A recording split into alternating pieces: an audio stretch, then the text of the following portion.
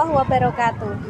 Nama saya Fitria Novitasari, guru kelas 6 SD 1 Tanjung Karang, Kecamatan Jati, Kabupaten Kudus. Kali ini saya akan memaparkan tentang pembelajaran berdiferensiasi pada kelas 6 semester 1 materi perkembangbiakan tumbuhan secara generatif dan vegetatif. Pendidikan menurut Ki Hajar Dewantara ialah tempat bersemayamnya benih-benih kebudayaan.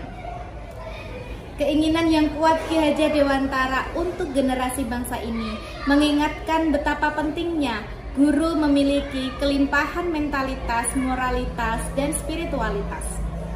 Kegiatan yang dilakukan agar proses pembelajaran menurut pemikiran Ki Hajar Dewantara ini agar terwujud, yaitu menerapkan pembelajaran merdeka belajar yang berorientasi pada peserta didik dengan menggunakan pendekatan yang holistik. Murid-murid di kelas tidak ada yang sama.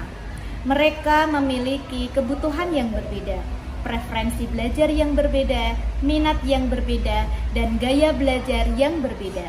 Oleh karena itu, pembelajaran berdiferensiasi cocok digunakan oleh guru. Pembelajaran berdiferensiasi ialah pembelajaran yang berorientasi pada kebutuhan peserta didik. Ada 3 strategi dalam pembelajaran berdiferensiasi, yaitu diferensiasi konten, diferensiasi proses, dan diferensiasi produk. Pada pembelajaran best practice kali ini, saya menggunakan diferensiasi konten, proses, dan produk pada materi kelas 6 semester 1 perkembangbiakan tumbuhan. Dalam pembelajaran berdiferensiasi kali ini, yang pertama saya lakukan yaitu perencanaan.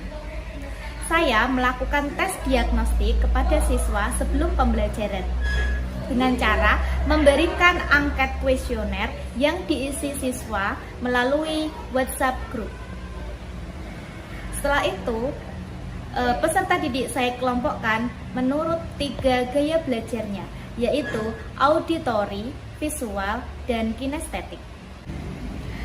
Setelah mengetahui kemampuan gaya belajar masing-masing peserta didik, kemudian saya merancang rencana pembelajaran atau RPP serta menyusun lembar kegiatan siswa. Rencana pelaksanaan pembelajaran berdiferensiasi yang disusun menggunakan model problem based learning dengan 5 sintaks. Setelah RPP jadi, saya mengelompokkan 3 kegiatan dalam kelas saya. Yang pertama, anak dengan tipe visual, saya berikan kegiatan melalui pengamatan video atau gambar serta PowerPoint tentang materi perkembangan tumbuhan. Yang kedua, kelompok siswa auditori, saya menjelaskan secara langsung kepada mereka tentang materi perkembangbiakan tumbuhan. Yang ketiga, untuk kelompok anak dengan gaya belajar kinestetik, saya memberikan kegiatan dengan cara keluar kelas, mengamati tumbuhan yang ada di taman sekolah secara langsung. Hasil pembelajaran dari best practice kali ini yaitu sangat memuaskan. Seluruh siswa senang, mereka merasa pembelajaran sesuai dengan kebutuhan mereka, yaitu sesuai dengan gaya belajar visual, auditori, dan kinestetik. Hasilnya luar biasa, evaluasi berjalan dengan lancar, semua anak tuntaskan.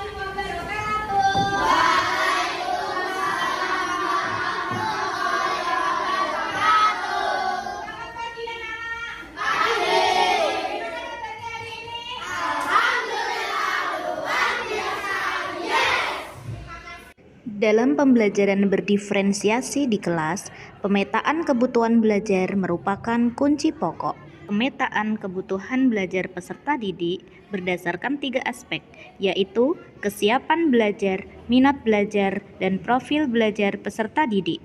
Tes diagnostik pemetaan kebutuhan belajar peserta didik berdasarkan 3 aspek menggunakan survei yang diisi melalui smartphone. Setelah mengetahui data analisis kebutuhan belajar siswa, saya merencanakan pembelajaran berdiferensiasi, yaitu memberikan berbagai pilihan baik strategi, materi, maupun cara belajar. Berdasarkan analisis gaya belajar, terdapat 3 kelompok siswa, yaitu visual, auditori, dan kinestetik. Diferensiasi konten yang saya lakukan yaitu menyiapkan berbagai sumber belajar untuk peserta didik. Model pembelajaran problem based learning, fase pertama ialah orientasi masalah. Pada tahap ini, saya memberikan permasalahan kepada peserta didik untuk dianalisis. Fase yang kedua yaitu mengorganisasikan peserta didik untuk belajar. Fase yang ketiga yaitu membimbing penyelidikan kelompok. Diferensiasi proses yang saya lakukan yaitu peserta didik bebas melakukan aktivitas belajar sesuai dengan gaya belajar yang disukai. Peserta didik dengan gaya belajar visual, belajar melalui video dan PowerPoint. Peserta didik dengan gaya belajar auditori, belajar dengan mendengarkan penjelasan langsung dari guru. Sedangkan peserta didik dengan gaya belajar kinestetik, belajar dengan melakukan penyelidikan keluar kelas di taman sekolah. Fase keempat adalah menyajikan dan mengembangkan hasil karya. Pada tahap ini, saya melakukan diferensiasi produk. Peserta didik bebas memilih dalam menyajikan hasil belajarnya. Peserta didik gaya visual memilih untuk menyajikan hasil belajarnya dalam bentuk gambar dan poster. Peserta didik gaya auditori memilih menyajikan hasil belajarnya melalui cerita teks eksplanasi. Sementara gaya kinestetik mempresentasikan laporan hasil penyelidikan di taman sekolah. Fase kelima adalah menganalisa dan mengevaluasi proses pemecahan masalah. Pada tahap ini, saya dan peserta didik menyimpulkan hasil pemecahan masalah serta melakukan evaluasi hasil belajar peserta didik.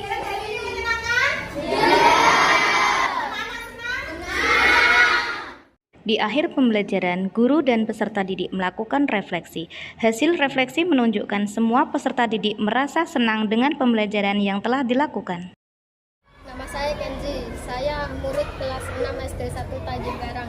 Saya senang belajar melalui tayangan video maupun PowerPoint tentang perkembangbiakan tumbuhan secara vegetatif dan generatif.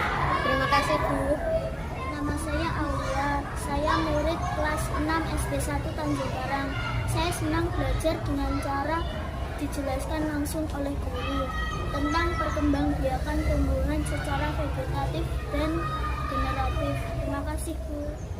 Nama saya Abi, saya murid kelas 6 SD 1 Tanjung Karang.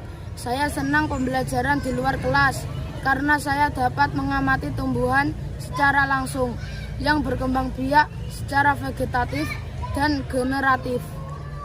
Terima kasih.